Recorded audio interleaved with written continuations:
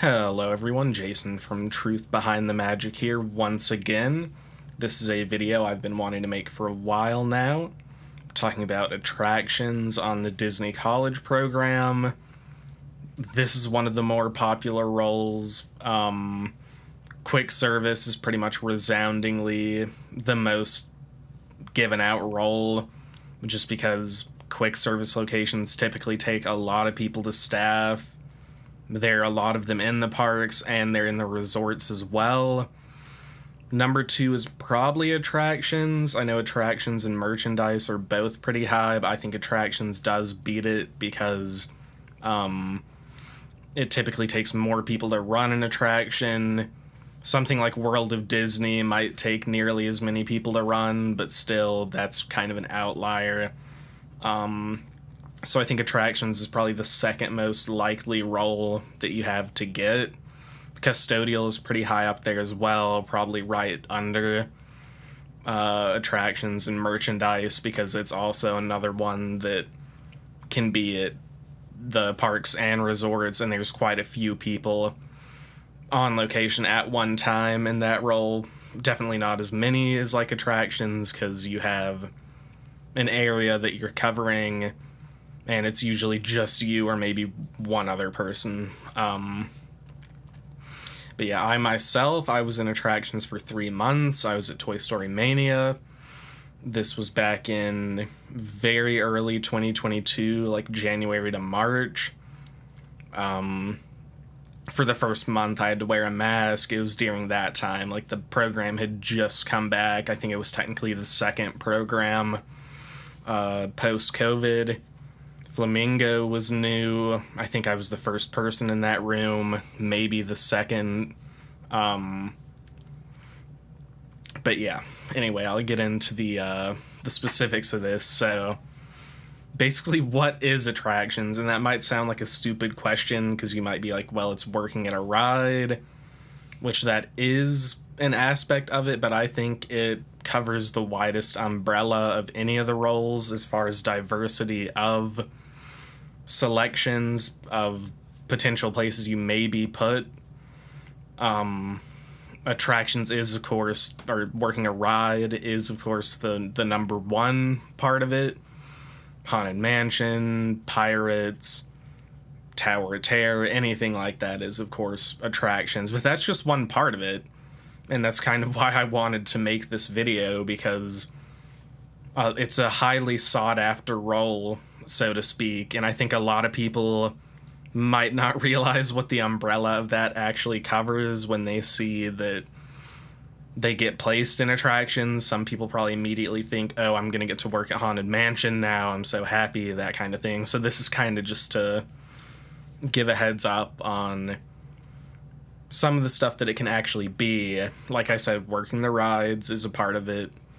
Working shows is a part of it. Some people may think that's entertainment under that umbrella, but it is under the attractions umbrella, most, if not all, of the shows. I knew someone who did a college program at Frozen, the show in Hollywood Studios, and I believe she was an attractions cast member on the program. So that's another large segment there of it. I would wager that it probably doesn't take as many people to run one of those theaters as a normal attraction. Someone could prove me wrong, but I do think it's it's definitely a smaller opportunity, because they just are more actual rides than the shows anyway. But that is another option. The third option is what I would call audience control, and this is one that I don't think hardly anyone thinks about when they hear the word attractions, but I know firsthand. I had a roommate on my 2019 program, my first program, and he was attractions, and he was surprised when he got down there that he wasn't working a ride, he wasn't working a show. He basically was just doing audience control. He was in Hollywood Studios, mostly on Hollywood Boulevard. I know he could move around a little bit. I don't know if he ever was on Sunset Boulevard. I don't know if that was like a position. But that was back when they did the cavalcades regularly. I don't think they called them parades. I don't think they even if they have them right now in there. I don't think they call them parades because they're not that big, but they would do those quite often. So his position was pretty much parade audience control, or PAC as they call it. Just telling people to get behind the line, making sure everything's cleared out before the parade gets there. And then in between, he was basically like an in-park greeter, I would call it. Or just guest relations, kind of helping people find somewhere in the park, that sort of thing. He would give directions. But yeah, that's another attractions position. I do not know if all the parks have that listed as an actual attractions role, but at least Hollywood Studios did, and probably still does. Because even in Magic Kingdom, you see a lot of those people doing the parade control. And some of those are shifts that are untrained and you can pick up, like anyone can pick up some of them. But they're going to have to be people that are there just for that, I can guarantee. Because there's a lot that goes on Main Street. And the fourth option is parking, which that's another one that you don't really realize is a part of attractions until you look on the website. I don't even think they used to list it on the website.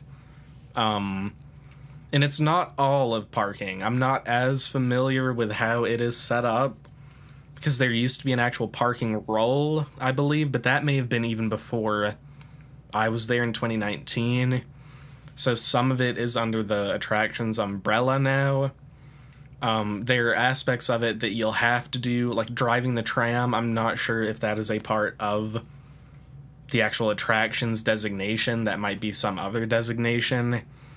I know the toll booths are not a part of it, because I had a fellow cast member last year in Bell Services who had done parking, but she worked the toll booths, and I want to say it's Vacation Planner that does that position. It's not attractions that actually works at the toll booths, as far as I know. Someone could prove me wrong, but basically all you need to take from that at the end of the day is if you get attractions and you're put on parking, you won't be doing everything. It'll only be certain responsibilities that you have. And sort of the fifth position out of all the possibilities, even though these are kind of their own sub-roles, they're not really attractions, so to speak. Something like Safari Driver, which obviously requires extended training, has a little bit more responsibility to it, just because you are driving a vehicle with people on it. Jungle Cruise Skipper, I think that is under the attractions umbrella, but it is something that they don't just give out to everyone, as far as I know. And there may be others. But anyway, there's at least 5 different categories, and like I said, someone may have one that I missed. There could be more variations of the role than just those, but yeah, just take from that if you are someone right now who got attractions as their role, or you're wanting to get attractions, just trying to learn more, don't necessarily plan for anything, get any assumptions in your mind until you see that location, which with the way they do it now, sometimes it can be right down to the wire of when you actually get there.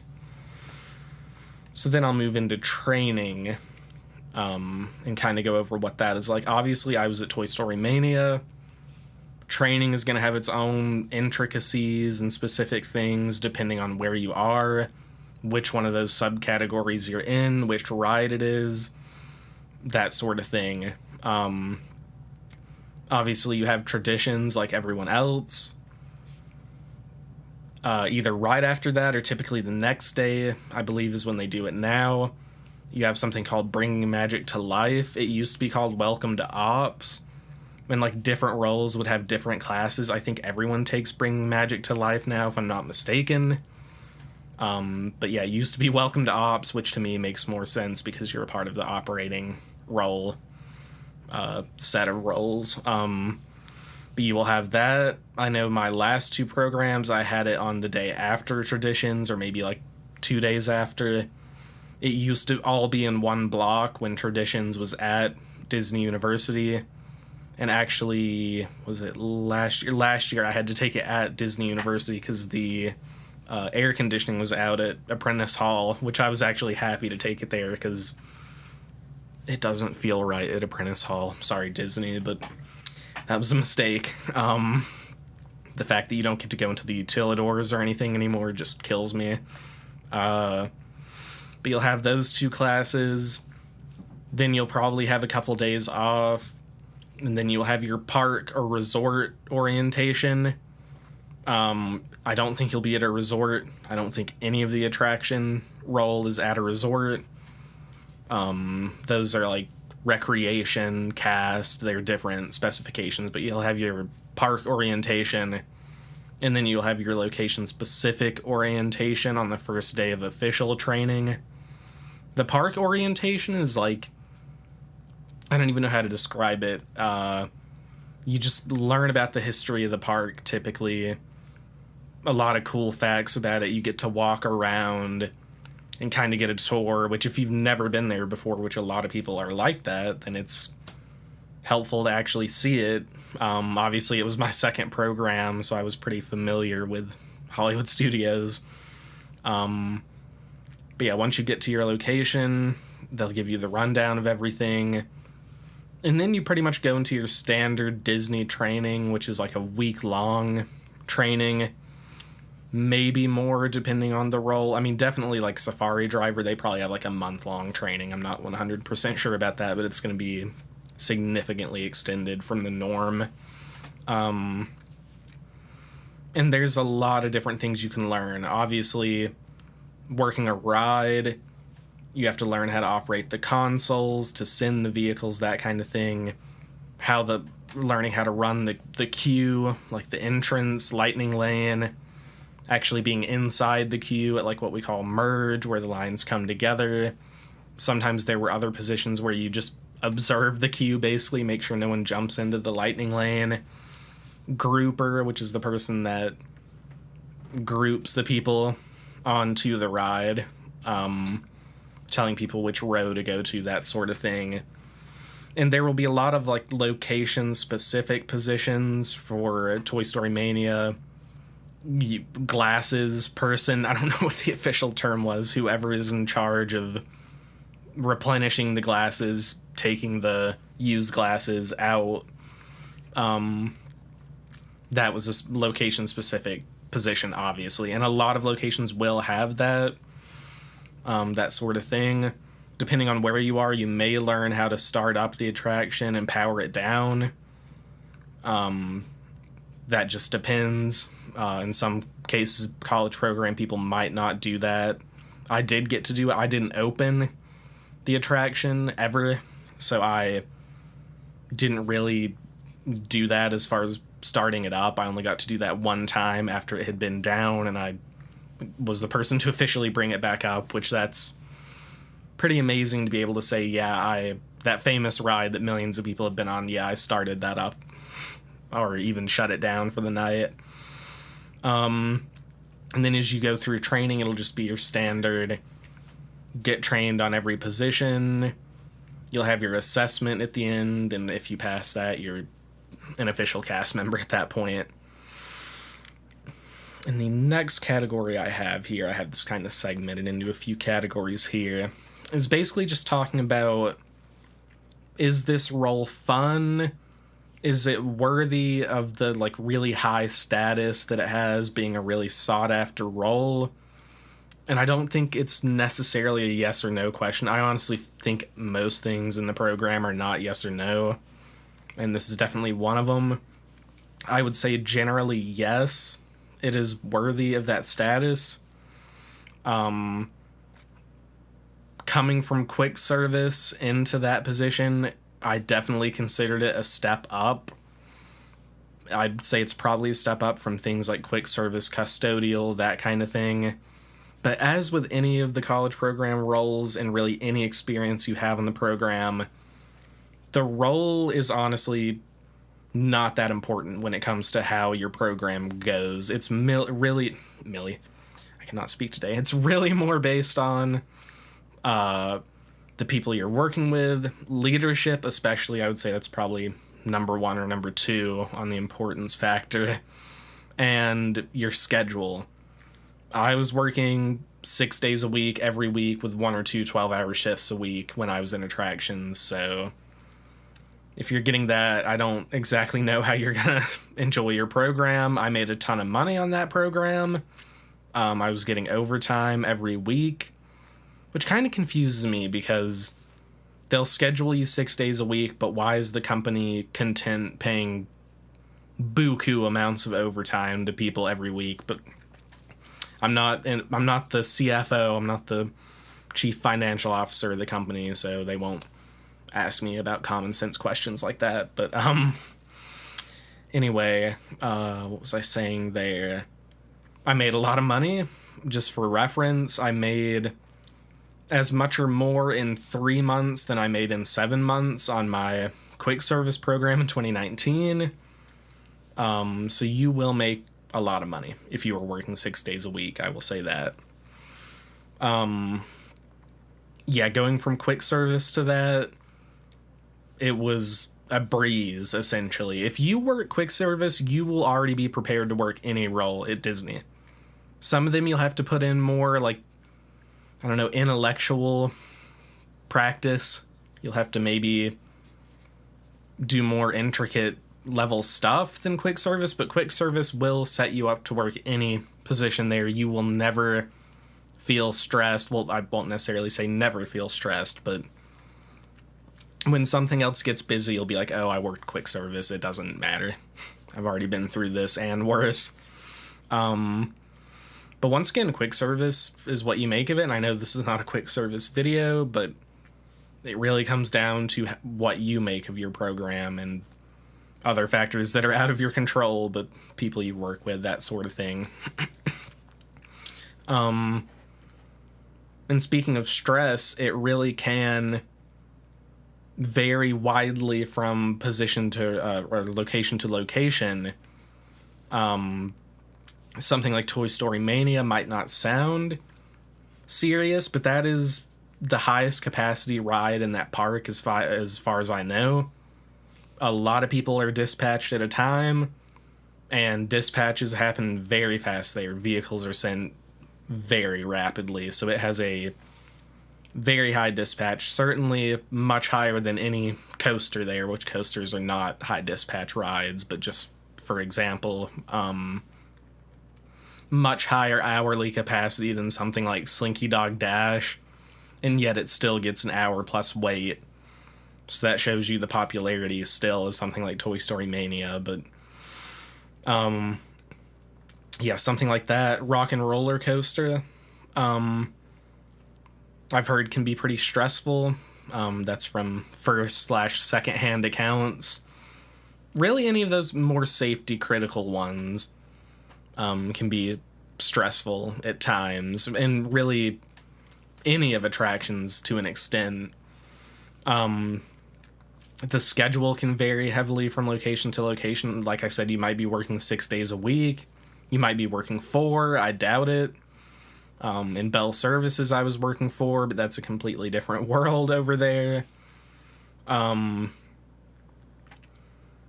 yeah, that's something else I would say is something like Bell Services in roles like that might seem like very highly sought after, like elite roles, concierge, that kind of thing.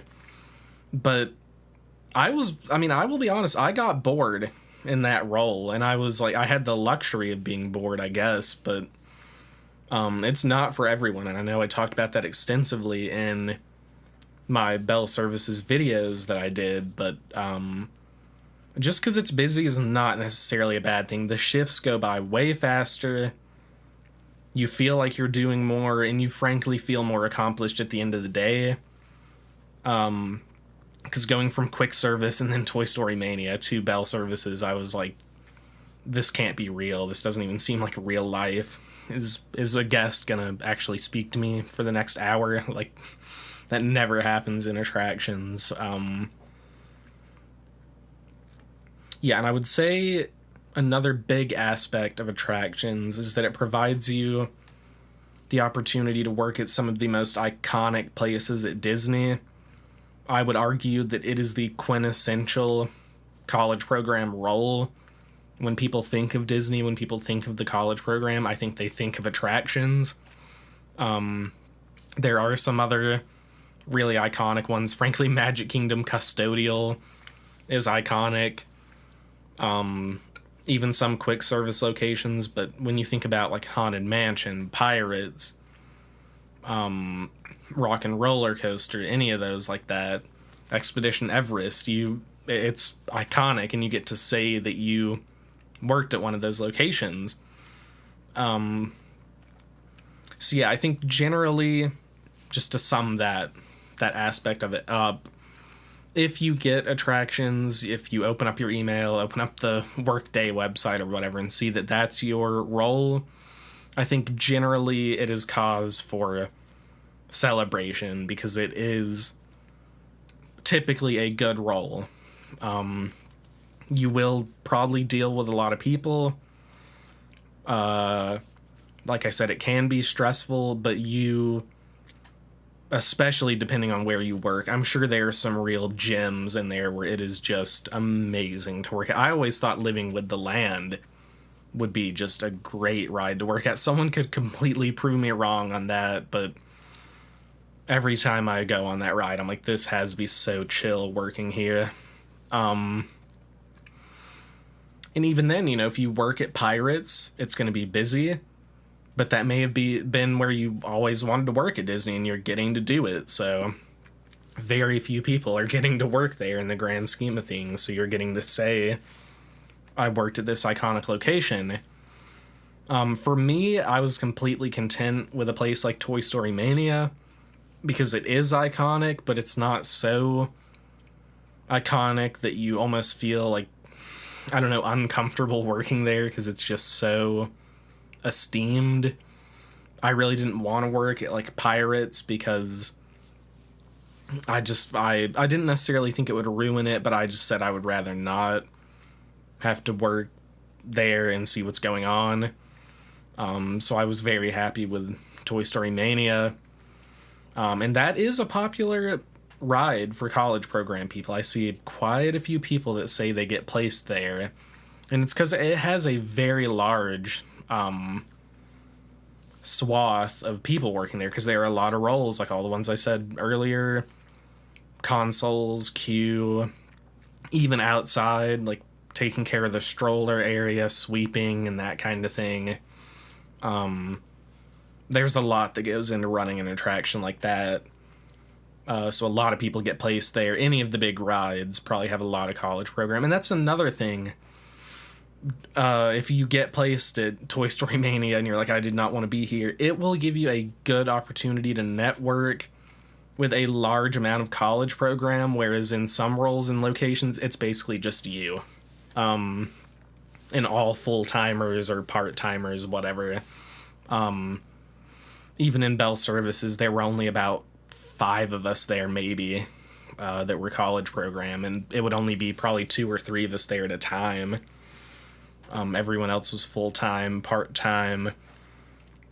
So being at one of those big locations and in quick service as well, you will have the opportunity to get a pretty substantial friend group if you wish to do so, and if they're not just petty people, which that can happen. It can be like a middle school depending on how the people act there. But anyway, that's probably for a different video. But yeah, like I said, if you're here and you got in attractions, or you're just listening for it to see kind of what's going on, I guess congratulations if you got in, and good luck if you haven't. But I think you will have a good time on attractions. Definitely make the most of your program.